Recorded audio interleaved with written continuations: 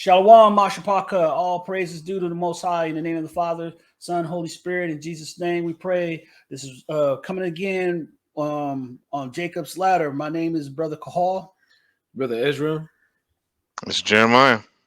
So as we're about to go into this study, before we go in, just a reminder to like, share, subscribe.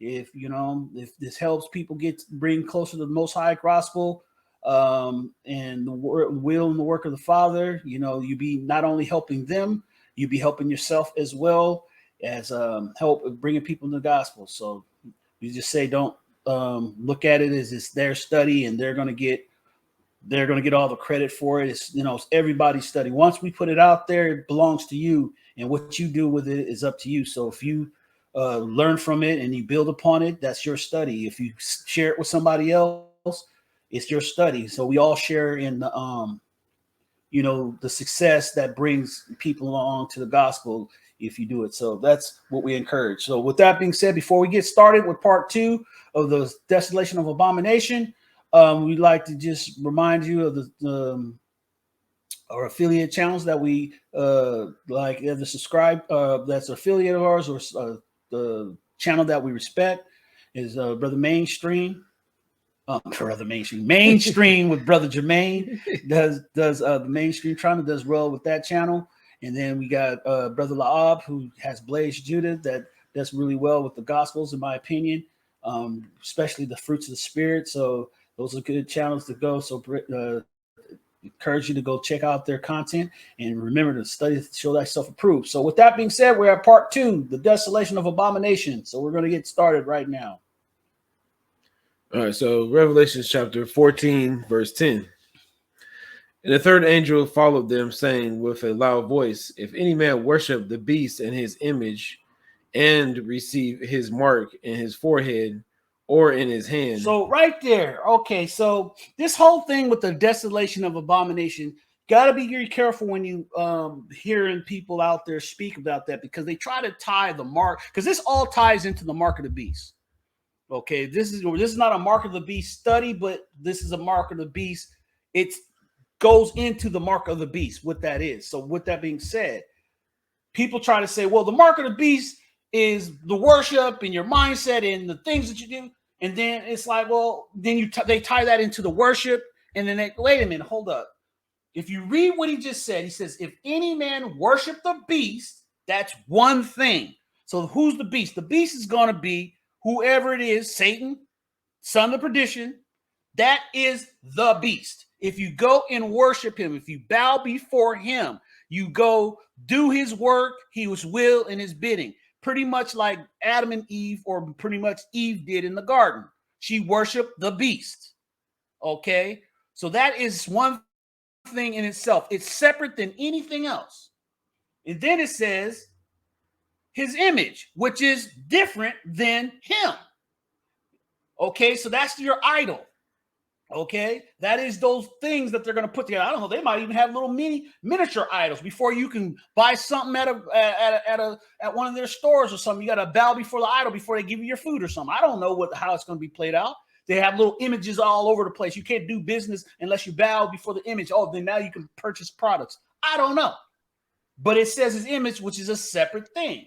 And then it says and receive his mark in his forehead or his hand. So those are three separate things. So there's a physical implant of a mark.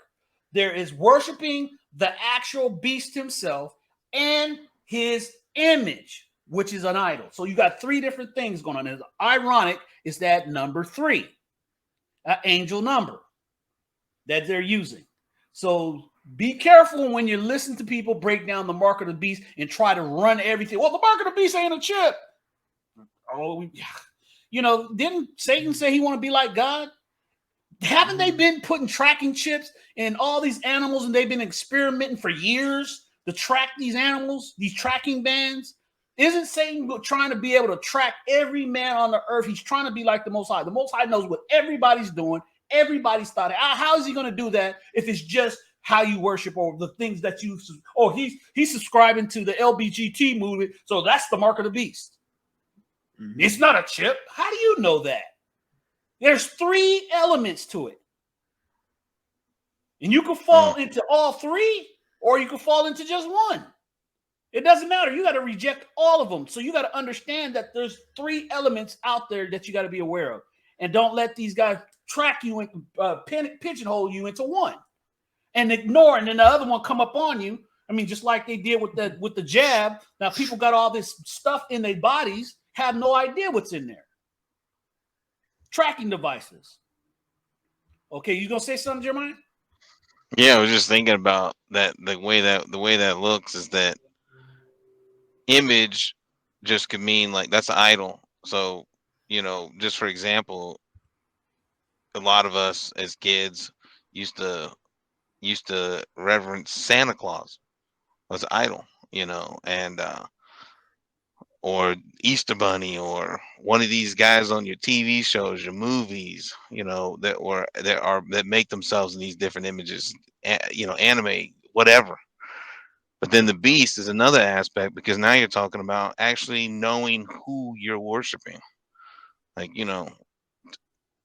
actually worshiping Satan knowingly, and then you seal that deal is when you actually go all the way with the marking. So any 2 of those, you might be all right, but you do all 3. Whoa, and that's pretty interesting how that works. It looks like you basically got to give full consent, expressed, implied, and just and do it with blood, since it's a mark. You got to go all the way. So it's pretty interesting looking at that. Yeah, real quick, it is, even though it says the beast, it doesn't mean that everybody knows he's the beast. You know what I mean? Because it's still going to be a deception that's happening. So it's not like it's, Satan, or it's going to be like I said, another one, like the statues out there, Baphomet with the little children. It's not going to be that kind of image. It's going to be to deceive people. Most people are not going, you know what I mean? Like, even people that are atheists who be like, oh, the Bible was real, I'm not going to worship him. You know what I mean? Like, it's like, no, this is going to be something that's going to possibly deceive the very elect. You know what I mean? So it's not going to be, trans looking goat figure. You know what I mean? It's going to be something else. Well, my thoughts, do I got that thing in there twice? I don't know why it has Revelations 14 and 10 twice. Maybe that one should have started at 14 and 9 or something. I can't remember. But anyway, it's supposed to be 9. Yeah. So anyway, there's a mistake on there. It should be Revelations 14:9 and then 10. I'll show it. Okay. So anyway, well, I think there's gotta there for Satan to be able to take your soul, there has to be some level of you understanding what it is there that's before you. The deception is you being given the knowledge or wisdom or understanding of the truth and convince you that what you believe to be true or you understand to be true is not really true. Because if you were in total, complete ignorance, then it's like I didn't know. If I would have known, I would have never did it. That's your plausible deniability. But if you would have known, but if you have people out there trying to give you that information, you deny that information. Because it's not like the Bible is not readily available. You know what I mean? Especially here in Babylon. You know what I mean? It's not like North Korea where, you know what I mean, you're holding, Bible studies in your basement and you guys get caught and then thrown in jail for life. All right, just look at it from this standpoint too, as well. Like how how he deceived 1/3 of the angels from heaven. Those they were in complete knowledge of the Father. They knew. They had no excuse. They knew. There was no underhand trickery kind of, oh, well, this really wasn't God. God is somebody else. I mean, no. He deceived them from a position of they knew what the truth was, and they decided to go against it. So for us, it's not going to be as poignant as that, obviously, because we never in the flesh made it to that level, but there's got to be some element to where, we have a well enough understanding that we shouldn't be doing this, but we're going to do it anyway. Yeah, That's what's going to take. That's what's going to remove us, because then at that point we're rebellious. We rebelled against the truth. yeah. At that point, you know what you're doing. Mm-hmm. No being the operative word. Mm-hmm. So and then to your point, what Ezra was saying, those that did not study to show thyself approved, they're going to be a lot less stable in their knowledge and understanding on what to do, how to move, and how to stand firmly and firmly upon the truth upon death. Yeah, I agree with you there wholeheartedly. But for him to be able to do it, you got to know somehow, some way that what you're doing, you shouldn't be doing to some level. And everybody's going to be at a different level with it. So that's how I see it. But anyway. Yeah. Well, I figured that one of the reasons I said that is because I thought when I read it, you know what I mean, that's basically like the purpose of having the two witnesses to put everybody on notice. Right. You know what I mean? So it's like we're putting you on notice. You know what I mean? So if you go through with it, you don't have an excuse. Right. Yeah. And think about people are still going to worship the beast, the image, and get their visa implant. They're going to be celebrating. Yeah. Hey, look what the children of Israel did when the father, brought them up out of Egypt. This is the God that brought us out of. You said that in one of the other studies. This is the God that brought us out of Egypt. Yeah. What the heck? Are you serious? How did you fall into that? Yeah.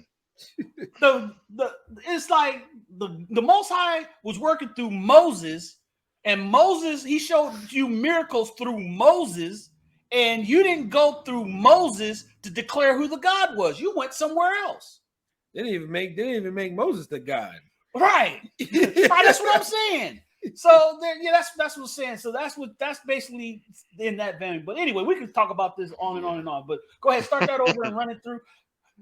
Yeah, it's pretty sure it's supposed to be verse 9. So Revelation chapter 14, verse 9.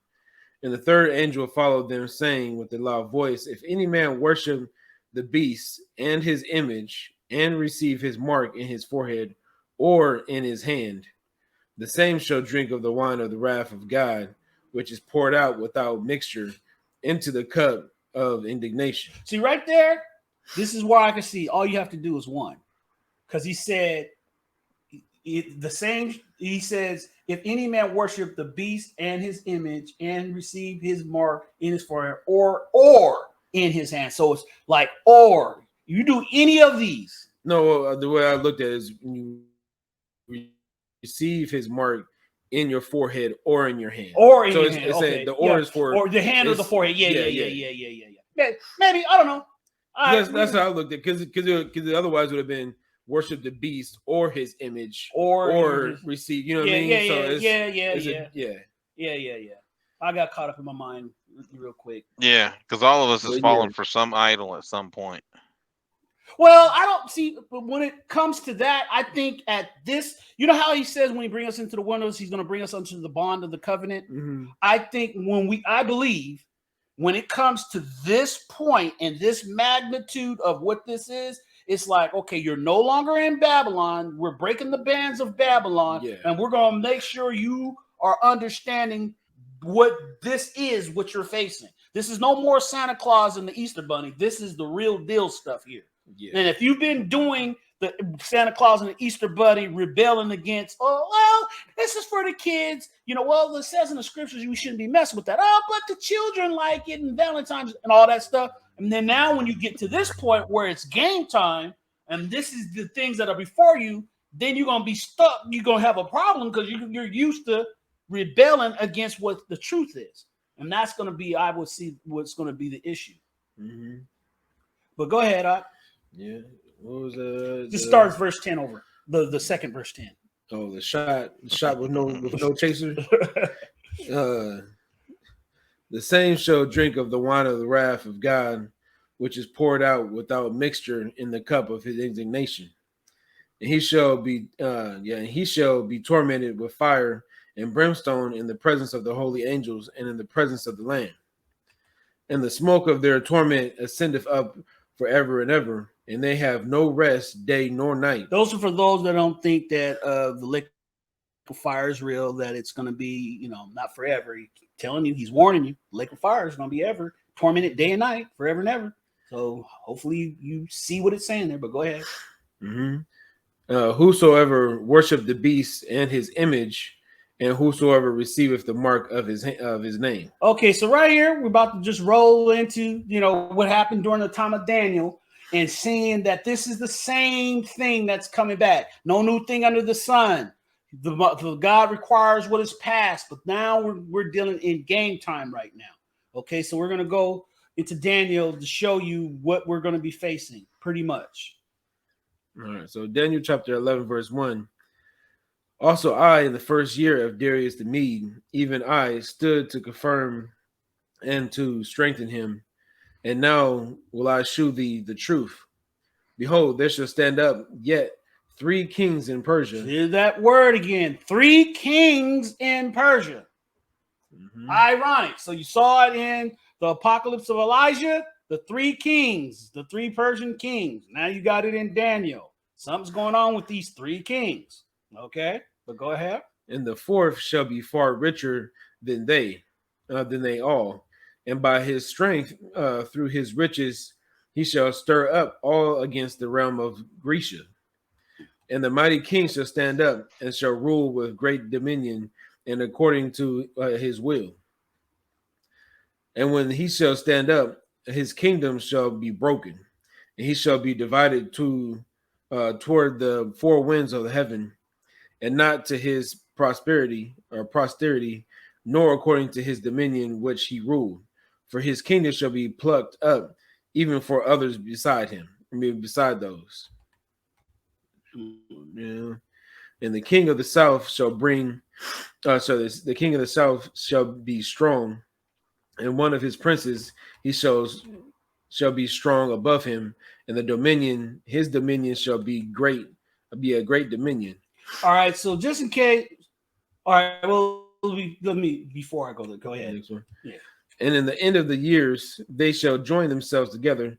For the king's daughter of the south shall come to the king of the north to make an agreement, but she shall not retain the power of the arm, neither shall he stand nor his arm, but she shall be given up, and they that brought her, and he that begat her, he that strengthened her in these times. So, it's believed, I believe that the king of the south represents America, the England, the north representing Russia, the Medes, the Persians, and stuff. So, of course, you got that synonymous with the West. You know what I'm saying? You got to, if you look at, so you got the north, the south, and you got the West and stuff. You got to look at the map from a flat Earth map standpoint instead of a globe to really maybe understand what this is saying, because the maps that you're seeing is not the actual layout, because there's a deception there as well with the maps, because they got it on a globe, a ball, which is supposed to be all flat. So, but I believe that the kings of the north is the Medes, where you Russia and Iran in them, and then you got the south being England, which came over here to the United States. So they're tied together, you know what I'm saying, which would be the South. And also America itself by itself could be considered the West. But go ahead. All right, so verse 7.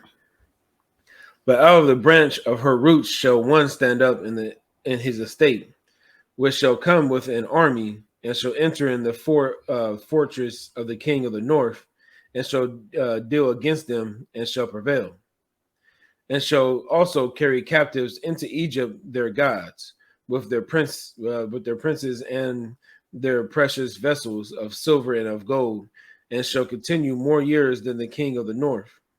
So the king of the south shall come into his kingdom, and shall return into his own land. But his sons shall be stirred up, and shall assemble a multitude of great forces, and one shall certainly come and overflow and pass through. Then shall he return and be stirred up, even to his fortress. And the king of the south shall be moved with what's that? Troller. It says, and shall come forth and fight with him, even with his king of the with the king of the north, and he shall set forth a great multitude, but the multitude shall be given into his hand. And when he hath taken away the multitude, his heart shall be lifted up, and he shall cast down many 10,000s, but he shall not be strengthened by it. Now, mind you, this happened over time. Okay, over time. So this ain't just going to happen like, oh, this is what the last battle is about. No, this is happening over time to where we get to the end. So just let you know, okay, the timeline of this. This is not like within this is what's going to happen in the next 5 years. No, this is what's happened over the last 2,000 years or whatever. Mm-hmm. Okay. Verse 13 says, for the king of the north shall return and shall set forth a multitude greater than former, and shall certainly come after certain years with a great army and with much riches. See, there you go. A certain with what come after certain years. Mm-hmm. So it's telling you right there with the great army. Who's known to have a great army in the scriptures? That great and exceeding army. Is that about Christ? No, as far as the worldly people. The Babylon? Gog and Magog. Oh, yeah, Gog and Magog. Yeah. 14. In those times, there shall many stand up against the king of the south. Now, remember that scripture where the Father says, I think in the Apocrypha, he's going to bring an array of countries, the surrounder. Mm-hmm. Yeah, there you go. Also, the robbers of the people shall exalt themselves to establish the vision, but they shall fall. So the king of the north shall come and cast up a mount and take the most fenced cities, and the armies of the south shall not withstand. The arms of the south shall not withstand. Neither his chosen people, neither shall they be any strengthened to withstand. But he that cometh against him shall do according to his own will, and none shall stand before him. And he shall stand in the glorious land, which by his hand shall be consumed. Mm. He shall also set his face to enter this with the strength of his whole kingdom, and upright ones with him. Thus shall he do. He shall give him the daughter of women, corrupting her, but she shall not stand on his side, neither be for him. Yeah. After this shall he return his face unto the isles, and shall take many, but a prince for his own behalf shall cause the reproach offered by him to cease. Without his own reproach, he shall cause it to turn up upon him. Sorry. She says, but a prince of his own behalf shall cause the reproach offered by him to cease. So we got a prince involved. That's always a red flag when you see that word prince in these days. Mm-hmm. Okay. Then he shall turn his face toward the fort of his own land, but he shall stumble and fall and not be found. Mm-hmm. Then shall stand up in his estate a raiser of taxes in the glory of the kingdom, but within few days he shall be destroyed, neither in anger nor in battle. Mm-hmm. So you got to say, was that a financial collapse? Yeah, that sounds like what it sounds like to me. What it sounds. Oh, okay. Sounds like a major financial collapse. Yeah. Mm-hmm. They keep raising taxes on everything, and then boom. So now, well, there you go. Now you got an understanding on what's coming. Mm. And his estate shall stand up. A vile person to whom they shall not give the honor of the kingdom, but he shall come in peaceably and obtain the kingdom by flatteries. So somebody is coming. Now this seem like it's getting closer and closer to the end, right? That's going to attain the kingdom by flatteries. Go ahead. And with the arms of the flood shall they be overthrown from before him, and shall be broken. Yea, also the prince of the covenant. Okay, so a flood, which we can consider lies, shall be overflown before him and shall be broken. Yeah, also the prince of the covenant. What covenant is this? We'll see. And after the league made with him, he shall work deceitfully, for he shall come up and shall become strong with small people. You become strong with. Oh, you gonna say something? No. Oh, he's gonna become strong with small people. So it's gonna be strong. That means the few is gonna influence the many. They're gonna be the controllers of the information and the control of the minds of the people. Mm-hmm. Okay. He shall enter peaceably even upon the fattest places of the province, and he shall do that which his fathers have not done, nor his fathers' fathers. He shall scatter among them to the prey and spoil and riches. Yea, he shall forecast his devices against the strongholds, even for a time. Mm-hmm. And he shall stir up his power and his courage against the king of the south with a great army. And the king of the south shall be stirred up to battle with a very great and mighty army. But he shall not stand, for they shall forecast devices against him. So now when you go back to, it says he shall enter peacefully, even upon the fattest places of the province, and he shall do that which his fathers have not done, nor his fathers' fathers. He shall scatter among the prey and spoil the riches. Well, what does that sound like to you? So we had a prince involved. We had the fathers of the fathers. So what fathers should we be caring about, right? You know what I mean? Does this sound like that may be an Israelite father? Maybe what? Possibly the tribe of Dan? Yeah. Sounds like it to me. And they did it without they did it peaceably. Right. So they entered into treaties, contracts, transactions. It sounds like more like a financial intercourse. Right. And maybe they're going to be taking all these entities together, try to do a UCC1 and trying to take a hold of these what do you call it? These entities and trying to free the people. Look, I'm the one. I got you out of slavery, right? Flatteries. And people are going to be like, yeah, we're free. We're rich and we're free. Right? Which he hasn't done what his father's fathers has done. So, but we understand. In other words, they said they're going to pay reparations for years. Now they're not. Now all of a sudden they do it. Oh, yeah. People going to jump on it. Remember, don't fall for the Trojan horse. Remember that study? Yeah. Ties into all of that. Be careful. Be careful when these points and these moments come up, because that's what you're looking at right here. They're going to cater. They're going to deprive you of something that you've been like thirsting for, and they're going to deliver to you with flatteries. And a lot of people are going to be hook, line, and sinker. All truth at that point ain't going to matter. All that's matter is he cured my problem. He was the one of my. What do women do today? You know what I'm saying? They got the wrongest man in their life, of course, according to them. But he solved something in their life, and so he's the wrongest person, but they are not letting go because he did that one thing. You know what I'm saying?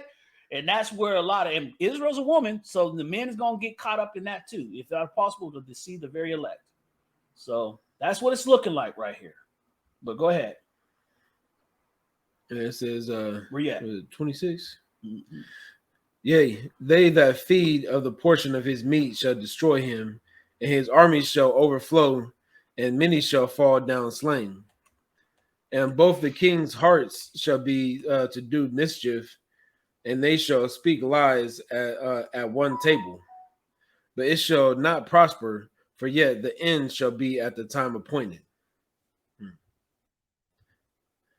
Then shall he return into his land with great riches, and his heart shall be against the holy covenant, and he shall do exploits and return his own to his own land. All right, so then he shall return into his land with great riches, right? and his heart shall be against the holy covenant, and he shall despoil spoil and return to his own land. So, what his heart shall be against the holy covenant. So, the holy covenant is what? Christ's blood shed on the cross, right? Mm-hmm. So his heart is going to be against that.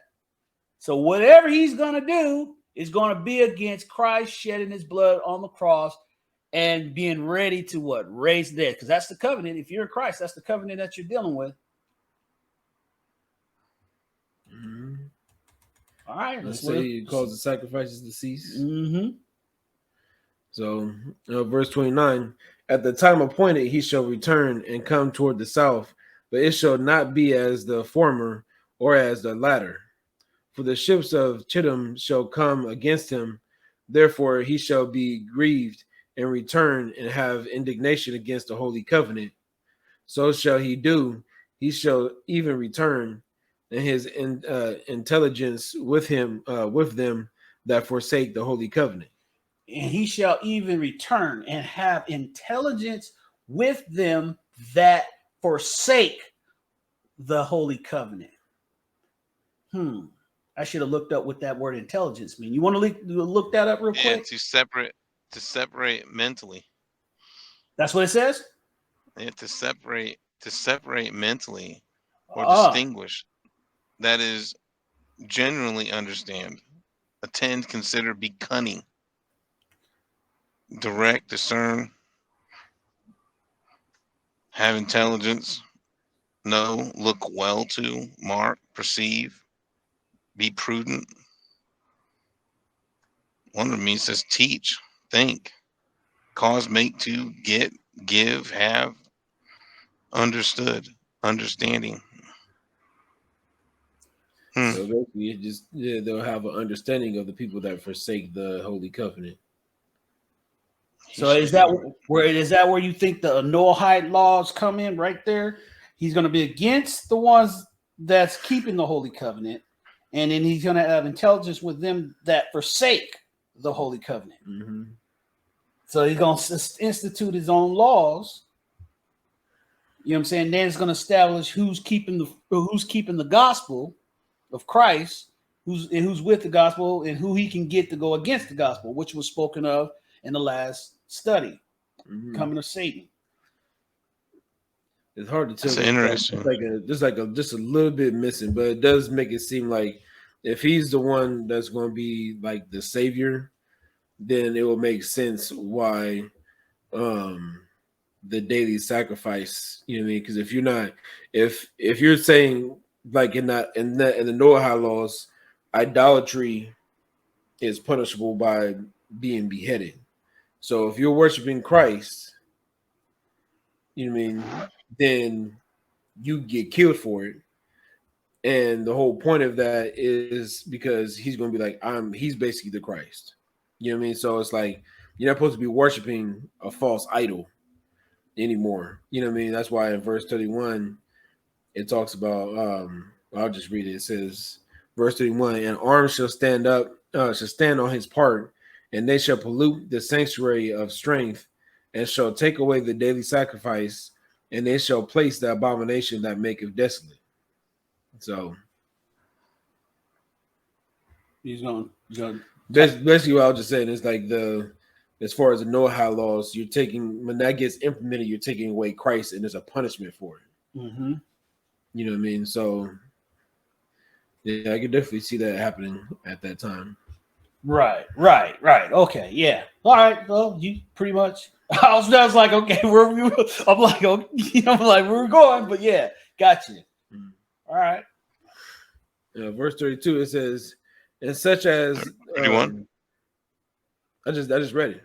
Yeah, I'm sorry. Because you were tying yeah, I was tying my point into it, but so verse 31, it says, and arms shall stand on his part, and they shall pollute the sanctuary of strength, and shall take away the daily sacrifice, and they shall place the abomination that maketh desolate. So that's when you're gonna get all those idols placed in the holy places. Mm-hmm. Right. And such as do wickedly against the covenant shall be corrupt by flatteries. But the people that do know their God shall be strong. Right there. There you go. There's your conflict. Mm-hmm. He's telling you right there. So there's going to be ones that they're going to bring against, or bring when they bring those abominations into the temple. And it's like it's wicked. He says, and such do wickedly against the covenant. What is the covenant? It's the gospel of Christ. Mm-hmm. Okay, so that's whatever they bring in. He says, shall he corrupt by flatteries, giving them reparations, healing the sick, feeding the poor, all the things that Christ did, and bringing in these laws. But he says, but the people that do know, meaning what? Be aware. Do you agree with that one, Jeremiah? Oh, definitely. That's an awareness. Well, yeah, at that point, that word right there, to know, using a great variety. So yeah, it's the same word. Yeah. Be aware, acknowledge, understanding, perceive. Mm-hmm. He said, the people that do know their God shall be strong, Christ, and do exploits, meaning we stand bold against it, right? Mm-hmm. All right, last scripture on that. And they that understand among the people shall instruct many. Remember that thing? Ain't him. Mm-hmm. Yeah, he didn't freed you. He didn't bless you. Got all these riches and diamonds and rubies and coins and gold and silver that just came out of nowhere. That's right. He's healed the sick. He's walked on water. He moved the sun up and down the sky. He did all these things. Ain't him. Ain't him. You know what I'm saying? You're going to have those that's going to do that. Right? Mm-hmm. It says, And oh, go ahead. No, go ahead. Yeah, and well, because he didn't. Yeah, you got to read the rest of the scripture. Go ahead. Okay. Sorry. So verse 33 says, and they that understand among the people shall instruct many, yet they shall fall by the sword, and by flame, by captivity, and by spoil many days. Yeah, now see that right there. If you think about how people are right now, they think it's perfectly natural and okay to silence somebody because they don't like what they're saying. I think that's right now. Right now, you see people. They'll come in and interrupt you in your speech. They'll cut you off. They'll literally attack you if you say something. I mean, this goes across the board. It doesn't matter, from the extreme Karen all the way to the BLM. They all do that. They don't like what you're saying. They think it's perfectly okay to get up in your face and stop you from speaking. So if they do that now, they're just one step away from bringing the sword, bringing the flame, and taking you captive. And they've weaponized the people in general to think that's okay. So what you're seeing right now in society is that free mind, that free thing. Because what you got right here in verse 33, and they that understand among the people shall instruct many, yet they shall fall by the sword. What is that? That's sensory. What did you get during the time of the so-called pandemic? You got sensory. The free speech was challenged by the structure of the society and stuff. There you go. So they got people programmed that, and then people cheered when Trump got kicked off of Twitter. Mm-hmm. You know what I'm saying? Which you are sealing your own, taking away of your own free speech. If you glorify that, whether you like Trump or not, whether you agree with Trump or not, we all have the right in this free society. Christ died for our freedom. So we have the freedom to be a righteous man or a freedom to be an idiot. That's our choice. He put life and death before you. Choose life. That's his suggestion. He's not forcing you. So if you cheered because you don't like Trump or don't like what he stands for or don't agree with him, then you just snuffed out your own free speech. And that's what this is right here, preparing the people for what's about to come right here. But you gonna say something? No, just say reap what you sow. You can't silence somebody and think you shouldn't be silenced. Mm-hmm. And if you encourage and endorse it, that means that somebody's going to encourage and endorse your silence. So I mean, and these people are getting ready to do that to the ones that understand among the people and shall instruct many. They're going to try to get people right. So I mean, it's a man. It's gonna be a hot mess. That's why it's gonna be knowledge is gonna be far and few between because you're gonna have people silencing everybody that has something good to say. Mm-hmm. Yep. So we got to maintain that position all the way up until that time we see Christ come to the sky. Ain't him. Ain't him. You're seeing ain't him. Ain't the one. Ain't the one. Sorry. He's did all this great. I hear you. He ain't said an evil thing out of his mouth. Yeah, that's what you think. But that's okay. That's not him. That's just you gotta, you just gotta be bold and you gotta stand strong and firm on that position. So with that being said, I think we stretched this out a little bit. So unless anybody got anything to say, Israel? Yeah. Jeremiah, you done? No. All right, check you out on that. You. All right, we'll check you out on the next video. Shalom. Shalom.